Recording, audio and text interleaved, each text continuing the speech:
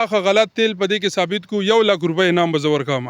دا چیلنج ورکوم ما به اوریجنل تیل وي پیسو تیل دي څوک یې کم ځای کې چې کوي که چا هغه غلط تیل په دې کې ثابت وګورو جی نو اکثر کنه په دې پمپونو کې په بوتل کې چې څوک تیل اچوي نو د گیج پوره کی او چې موټر سایکل کې اکید نو گیج بیا پوره نه دا څه وجه. بسم الله الرحمن الرحیم. السلام علیکم جی. دلته کې ماشاءالله د مصری باندې په روډ باندې خالد خټک صاحب پمپ کولو کړی دی او وایي چې زه په ذمهوارۍ باندې به زما گیج هم وي او تیل هم به کوالټي به ښیي.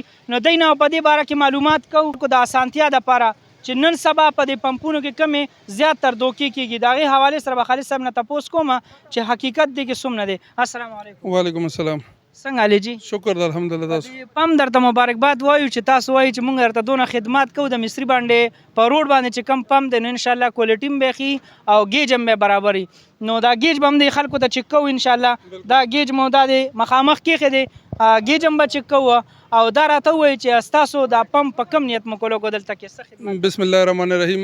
روزګار خو ټوله دنیا کوي خو موږ په دې نیت باندې کولاو کو چې یاره روزګار به کوو پیسې به ګټو خو د خلکو عوامو خدمت به کوو. نن سبا په ګلای ګلای په دکان کې خلکو ماشینونه ایښي دي او ټول تقریبا ایرانی تیل خرڅېږي. زه د تاسو د ټي وي په وساطت سره د خلکو ته چیلنج ورکوم ما به اوریجنل تیل وي پیسو تیل دي څوک یې کم ځای کې چې کوي که چا هغه غلط تیل په دې کې ثابت کو 1 لک روپۍ انعام به زه ورکوم. زبردست. صحیح شو. دویمه خبره انشاءالله پیمانه به د خلکو د خپله پته ولګي. موږ دلته یو فقره لیکلي چې 1 بار آزمایش بار بار فرمایش.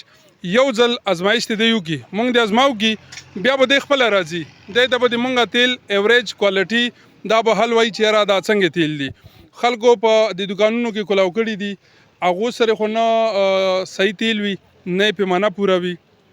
مونږ به انشاءالله په ذمہوارۍ ورکو او د خلکو خدمت وکړو روزګار وکړو. داسې نه چې الله په نامې ناسو پیسې وګټو دمره پیسې انویسټ کړي مو دي خو غټه خبره دا ده چې مونږ به دلته د خلکو خدمت وکړو پورا پیمانه به ورکو او اوریجنل تیل به ورکو. صحیح ده خالد بھائی دا خبره سره زه دې پر منم خو وګورو جی نو اکثر کنه په دې پمپونو کې په بوتل کې چې څوک تیل اچوي نو د گیج پوره کی او چې موټر سایکل کې اکید نو گیج بیا پوره نه دا څه وجه.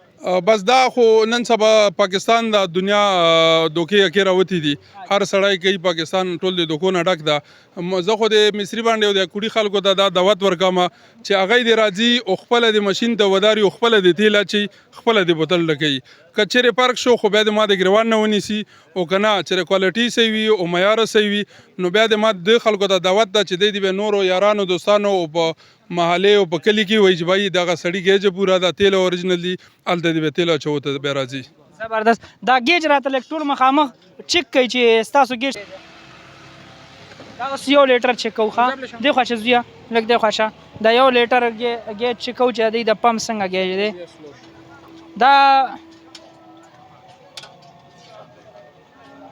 بالکل برابر دی دا وګورئ جی دا وګورئ بالکل برابر دی نه نوی پمپ دی او بالکل دا تاسو کوالټي هم د تیلو هم کتې شي دې نه د تیل اخلي چرته د ناب کوي همدا پیمانه د ناب کوي که چرته فرق راووتو بیا موږ ذمہوار یو. خو دا تاسو په مخکې خلک راتلو موږ چاته تیل نه اچولو پوره به ورکوو د دې به د موږ ګرنټي وي ټولو خلکو ته او چې کم ځای کې چې کوي د هغې به ذمہوار وو.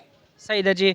دا هم زمونږ د علاقې خلکو دپاره خوشخبري ده چې بالکل تاسو پمپونه به ډېر زیات لیدلي او دې کې خټک صاحب د پمپ چې کم کولو کو نو دی وایي چې زه د هر یو شي ذمہواري علمه چونکې زما په تیلو کې چا نقص راوخ کو یا د خرابو تیلو مطلب خراب د ایرانی تیلو نه کمه چې کوالټي تیل دی نو هغه ما سره ملاویږي یا کو گیج کې کموالی رالو د هغې ټول هر څه زه ذمہواري علم.